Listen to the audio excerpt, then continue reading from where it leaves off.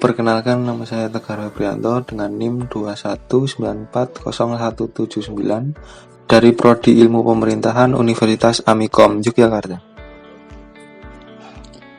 Di sini saya akan mempresentasikan tentang langkah Kabupaten Kulon Progo dalam meminimalisir dampak pandemi COVID-19.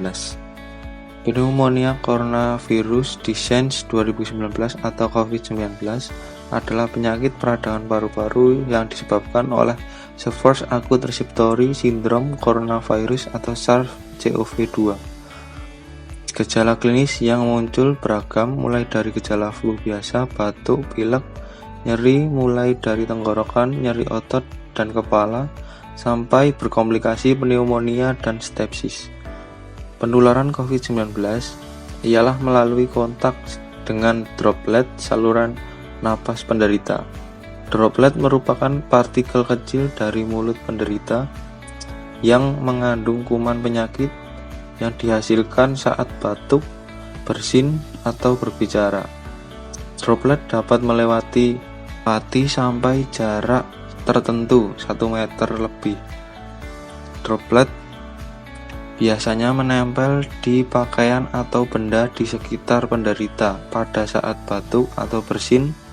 Namun partikel droplet cukup besar sehingga tidak dapat bertahan saat mengendap di udara terlalu lama. Tercatat pada awal Juli 2020 kasus COVID-19 di Kulon Progo pertama kali muncul di Kecamatan Lendah. Sebanyak 6 kasus positif COVID-19 dan kasus-kasus ini muncul dalam tempo kurang dari 2 pekan.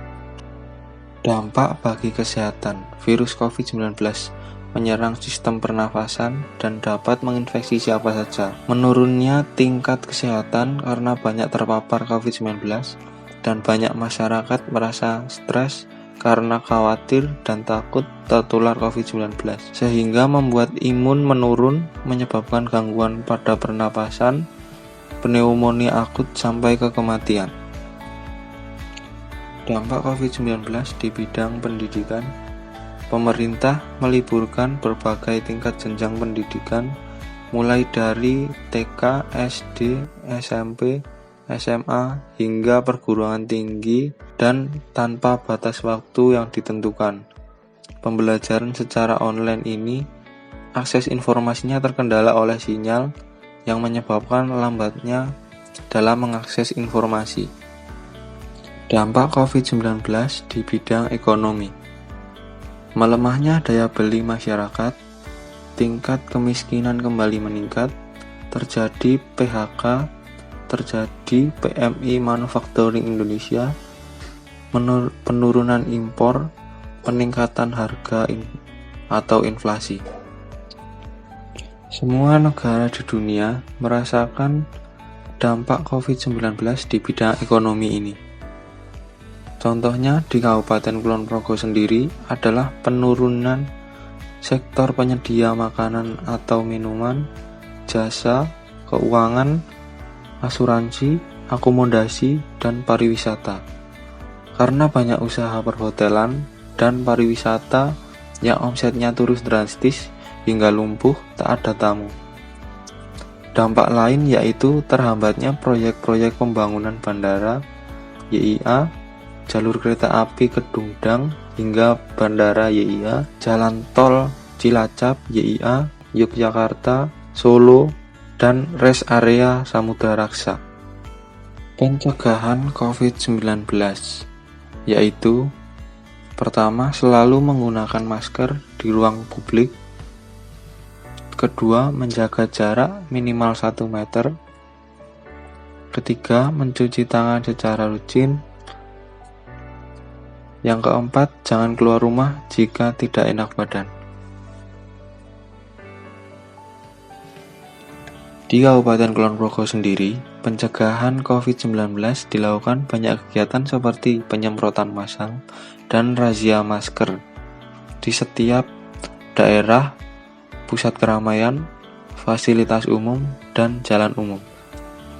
Selain penyemprotan, banyak lagi kegiatan yang dilakukan oleh pemerintah Kabupaten Kulon Progo, seperti kegiatan pembelajaran daring dan vaksinasi massal bagi para tenaga kerja kesehatan, aparatur negara, pelajar atau mahasiswa 12 tahun ke atas, setelahnya baru masyarakat umum. Walaupun banyak tenaga pendidik, peserta didik, maupun masyarakat belum siap menghadapi era revolusi industri 4.0, pembelajaran daring di masa COVID-19 ini seakan-akan memaksa setiap manusia untuk siap terhadap perkembangan teknologi saat ini. Tujuan dari vaksinasi massal guna merangsang antibodi untuk belajar dan mengenali virus yang telah dilemahkan. Dengan demikian, tubuh akan mengenali virus dan mengurangi resiko terpaparnya COVID-19 ini. Sekian presentasi dari saya, banyak kurangnya mohon maaf. Sekian dan terima kasih.